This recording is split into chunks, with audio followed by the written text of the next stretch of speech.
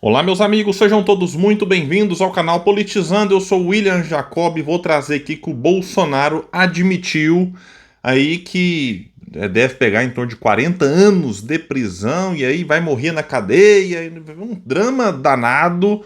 Olha, era só ele ter pensado nisso antes de cometer os crimes.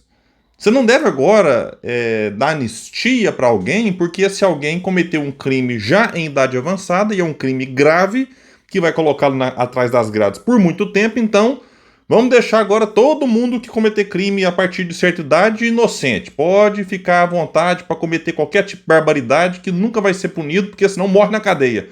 Olha, tinha que pensar melhor antes, Bolsonaro. Agora é tarde. Eu vou trazer a fala lamentável dele, mas não surpreende. Então estamos acostumados aí já com essa ladainha dele, né? E por falar em ladainha, o Eduardo falou que estava lá nos Estados Unidos trabalhando contra gente do judiciário brasileiro, só que tem ministro do STF indo lá, foi para os Estados Unidos, entrou tranquilamente, sem nenhum problema, e até se reuniu com o chefe da Suprema Corte dos Estados Unidos. Vamos trazer detalhes sobre isso, mas antes quero pedir a sua ajuda. Chegou no canal, deu uma olhadinha, viu que não está inscrito, se puder se inscreva, ativa aí o sininho das notificações. Gostou do vídeo, vai para cima, não gostou para baixo, comenta, compartilha, espalha. Vamos trazer mais pessoas para cá, porque aqui nós lutamos por um Brasil melhor.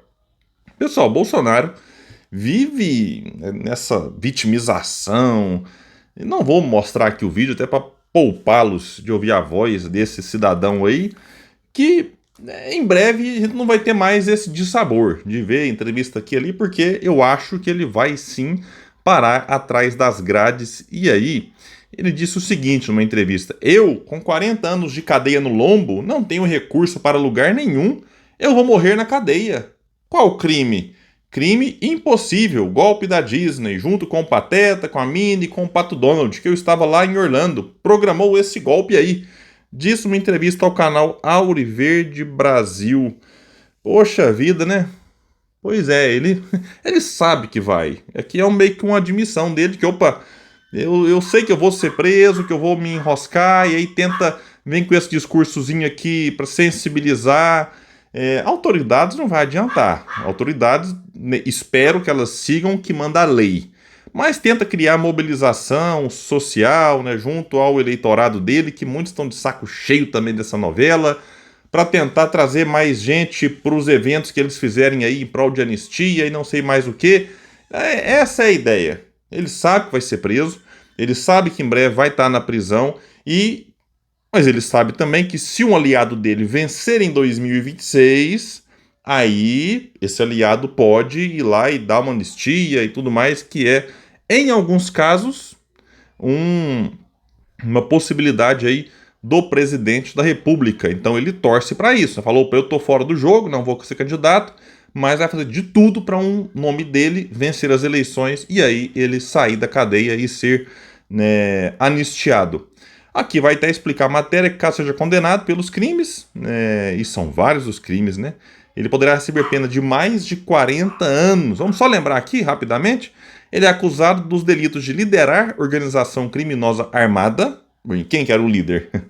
Ele era o chefe, né, de todos. É o bolsonarismo. O bolsonarismo refere-se ao Bolsonaro, não é ao Jair Renan, aquele vereador patético de Balneário Camboriú. É o Jair pai, né? Tentativa de abolição violenta do Estado Democrático de Direito, golpe de Estado, dano qualificado. Até aqui existe uma controvérsia, uma dúvida. O 8 de janeiro foi, não foi? Vamos até esquecer o 8 de janeiro. O que complica mais o Bolsonaro é o que aconteceu antes do 8 de janeiro. O 8 de janeiro complica aquela galera.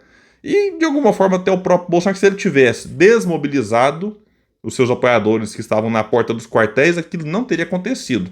Mas além de não desmobilizar, ficava com frases soltas aqui, postava imagem em rede social, ia para a porta do palácio e dava uma entrevista rapidinha ali. Entrevista não, né? Falava com seus apoiadores, sempre deixando a pontinha de esperança: estamos tentando, não desistam, a gente está vendo e tal. E o Braga Neto a mesma coisa, um dia saiu de carro lá e conversou com as pessoas, o general Heleno também. E aqui o pessoal foi ficando inflamado por quem? Quem que inflamava? Não era o Pateta, a Minnie ou o Pato Donald. Era o Bolsonaro e seus homens próximos ali. E aqui também tem dano qualificado pela violência e grave ameaça contra o patrimônio público e deterioração do patrimônio tombado. Aqui, olha, esse aqui tem mais a ver com o que aconteceu no 8 de janeiro. Eu digo, inclusive, que se quiser tirar esses três aqui... Ah, não, esses três aqui deixa, ele estava fora do Brasil, não serve justificativa. Mas para evitar a ladainha, fala, não, tire esses três. Deixa só como líder de organização criminosa, tentativa de abolição violenta do Estado Democrático de Direito e golpe de Estado. Tá bom demais. Já vai meter uns 20 e tantos anos de cadeia por conta disso, eu me dou por satisfeito também. O ex-mandatário tem argumentado que não seria possível sua participação no golpe de Estado, pois estava nos Estados Unidos na época dos ataques do 8 de janeiro.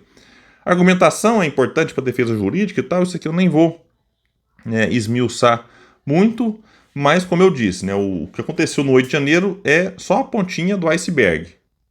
Para mim, o que aconteceu antes é muito pior e tem mais.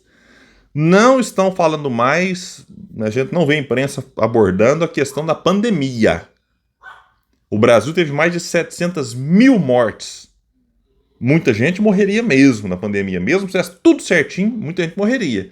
Mas estudos apontam que o Brasil teve aí 350 a 400 mil mortes por conta da negligência do Estado e quem liderava ali a nação, Bolsonaro. Então a situação realmente aqui complicada aqui na pandemia, infelizmente, não aconteceu nada e parece que não vai acontecer. Aí ele foi falar da condenação da Zambelli, não tem cabimento. Pois é, não tem cabimento, né, Bolsonaro? Um outro lá que está sendo condenado admitiu o crime, confessou, eu confesso. E falou da participação da Zambelli no caso da invasão lá do sistema do judiciário. Inclusive disse que o Bolsonaro tinha ciência do que eles fizeram, o que também é grave e poderia incriminar o próprio Jair, mas em vez dele agradecer, falou, opa, aqui eu tô fora, né? Embora pudesse estar dentro. Não, vai lá falar que não tem cabimento. Falou do caso do Ramagem, deputado, e aí, sobre a fraude do INSS, aqui vai dizer que depois de descoberta a fraude, o ex-presidente admitiu a possibilidade de ter havido corrupção durante o seu governo. Segundo a investigação da Polícia Federal e da CGU, as apurações sobre o episódio começaram em 2019, mas as irregularidades se iniciaram ainda durante a gestão de Michel Temer. Pois é, pessoal, então assim, situação para ele bem delicada, ele negou que vai pedir asilo político, mas já admitiu em outras ocasiões não rechaçar a ideia. Se for buscar asilo, só se for em uma embaixada aqui no Brasil na calada da noite, né? Já que ele não pode deixar o país. Bom, pessoal, é o seguinte, você já conhece aí toda essa historinha, essa novela do Eduardo, que está nos Estados Unidos, se licenciou da Câmara dos Deputados, o que é um alívio para nós, diga-se de passagem, e foi lá, diz que articular sanções contra ministros do STF, mais em especial o Moraes, mas em alguns momentos dá uma generalizada que eles detestam Barroso, Flávio Dino, Zanin e outros mais. E aí uma matéria vai dizer então que o Barroso, que é o presidente do STF, muito odiado por bolsonaristas, e também o Paulo Gonet, PGR, não tiveram problemas para entrar nos Estados Unidos nesta semana. Como noticiou a coluna, eles participaram de uma série de fóruns e reuniões em Nova York e Washington nos últimos dias. Barroso, inclusive, disse ter se reunido com o presidente da Suprema Corte americana. E ele também se reuniu em Nova York com representantes da SpaceX, empresa do bilionário Elon Musk, apoiador de Trump. Pausa aqui na matéria. Questão minha agora, William Jacob. O que é que um presidente do STF vai para os Estados Unidos se reunir com representante de uma empresa privada? Eu não entendo certas coisas.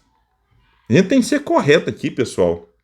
Não interessa se é o Barroso, se é o Moraes, se é o que o Bolsonaro indicou, se é o que o Lula indicou. Não combina. Como eu acho que não combina ministro do STF ficar participando de eventos promovidos pelo João Dória. Lá nos Estados Unidos, tivemos aí polêmicas há pouco tempo atrás, o Moraes, o Barroso, mais não sei quem.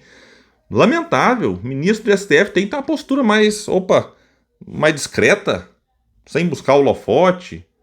Tem que se ater ali à sua função e pronto. Voltando aqui, embora bolsonaristas tentem convencer Trump a aplicar sanções às autoridades do judiciário brasileiro, como proibição nos Estados Unidos, de entrada nos Estados Unidos, tanto Gonet quanto Barroso entraram normalmente.